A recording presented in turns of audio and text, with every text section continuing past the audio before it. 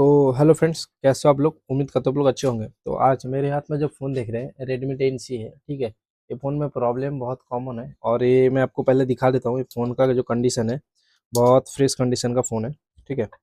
मेरे पास डायरेक्टली आया है, इधर उधर ना जाते हुए। तो आज हम लोग इस फ़ोन को रिपेयर करेंगे और देखेंगे इसमें प्रॉब्लम क्या है और इसका सल्यूशन क्या होता है। एक सेकेंड, थोड़ा, हाँ। तो देखिए, कहीं कुछ काम नहीं हुआ है तो कोई बात नहीं। अभी हम लोग इसका प्रॉब्लम जो है, ऑटो क्वालकॉम पोर्ट। तो Redmi 10C में जो ऑटो क्वालकॉम पोर्ट का प्रॉब्लम बहुत ज़्यादा आता है। तो इस फ़ोन में जो प्रॉब्लम बेसिकली आता है, आपका 3 जगह से हो सकता है, ठीक है। तो CPU, और ये यूएफएस बेस्ड फ़ोन है, तो यहाँ पर CPU, यूएफएस और रैम, ठीक है। तो सबसे ज़्यादा जो आता है, जहाँ सबसे ज़्यादा प्रॉब्लम आता है, वो हमारा CPU से आता है, ठीक है। और CPU के बाद अगर ना बने तो एक बार सॉफ्टवेयर करना पड़ेगा, ठीक है। और फिर उसके बाद हम लोग रैम टैम कर सकते हैं, या तो आप पहले भी सॉफ्टवेयर कर सकते हैं, लेकिन अगर इनकेस आपको कस्टमर का डाटा पहले बचाना है तो फिर आपको पहले सीपीयू रिवॉल्व करके देखना है। तो इस केस में भी हम लोग वही करेंगे, क्योंकि अगर ये फ़ोन, इसलिए हम लोग सीपीयू बोले, अगर ये फ़ोन मान लीजिए किसी दुकान से रिटर्न आता तब अगर ऐसा प्रॉब्लम रहता तो फिर हम लोग सबसे पहला डायग्नोस करते हैं, ठीक है। तो फ्रेश फ़ोन है तो इसलिए हम सबसे पहला सीपीयू करेंगे, ठीक है। और उसके बाद हम लोग आगे काम करेंगे, ओके। तो मैं आपको ले चलता हूँ मेरे माइक्रोस्कोप में। देखिए, इसका सबसे पहले हम लोग सीपीयू बनाएंगे, उसके बाद आगे का काम करेंगे हम लोग, ओके। तो अभी हम लोग क्या करेंगे, सबसे पहला इसको पीसीबी स्टैंड में फिट करेंगे, ठीक है। करने के बाद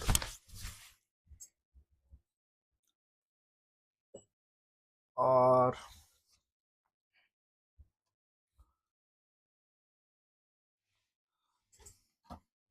सबसे पहला जो रहेगा, हम बोर्ड को थोड़ा प्री हीट करेंगे, ठीक है। कभी भी कोई सीपीयू निकालना है तो सबसे पहला बोर्ड को प्री हीट करो, ठीक है। सबसे आसान तरीके से आपका सीपीयू निकलेगा। बोर्ड को थोड़ा प्री हीट करना, करने के बाद कुछ टाइम तक प्री हीट करो। करने के बाद फिर आपका जो है, थोड़ा पेस्ट डाल दो, और पेस्ट डालने के बाद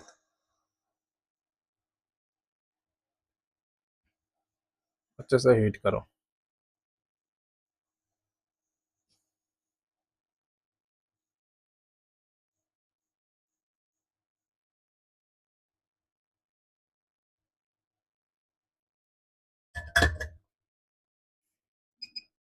तो मैं यहाँ 2 ब्लूअर यूज कर रहा हूँ। एक आपका क्विक 857 DW प्लस, और दूसरा जो मैं यूज कर रहा हूँ आपका YCS का R1 Pro। तो मैं सबसे फर्स्ट जो यूज किया, क्विक का यूज किया। सेकेंड में यूज कर रहा हूँ YCS का। क्विक का मैंने पहले इसलिए यूज किया क्योंकि वो बहुत जल्दी बोर्ड को हीट कर देता है, ठीक है। तो उसके बाद YCS थोड़ा धीरे धीरे हीट कर रहा है मदरबोर्ड को, तो इससे हमारा CPU भी सेफ रहेगा और जल्दी काम बन जाएगा, ओके।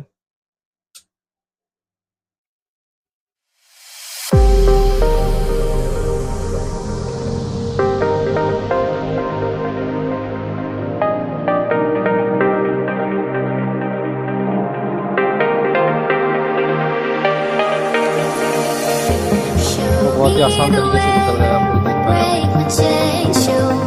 उसके बाद अभी हम लोग इसका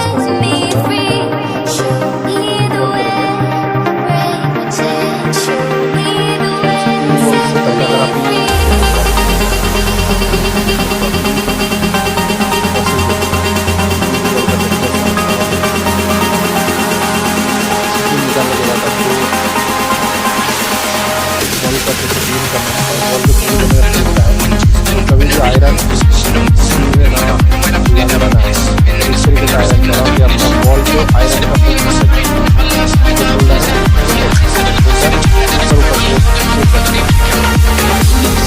आयरन चलाना है,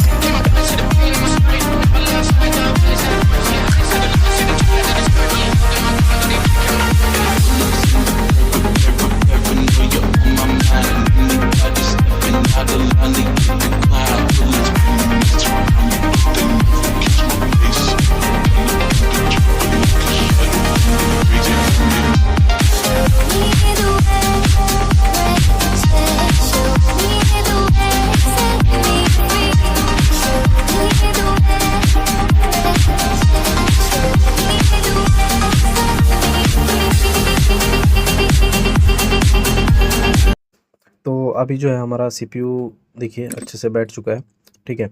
तो अभी हम लोग इसको ठंडा होने के बाद अभी हम लोग इसको चालू करते हैं और देखते हैं हमारा फ़ोन चालू होता है कि नहीं, ठीक है। जो ऑटो क्वालकॉम मोड में था वो अभी हम लोग सही हुआ है कि नहीं देखेंगे, ठीक है। अगर नहीं होता तो फिर हम लोग इसको रैम पे भी रिवॉल्व करके देखेंगे। तो अभी हम लोग देखते हैं सबसे पहला। तो देखिए अभी हमारा फ़ोन पे चार्जिंग लोगो आ चुका है, ठीक है।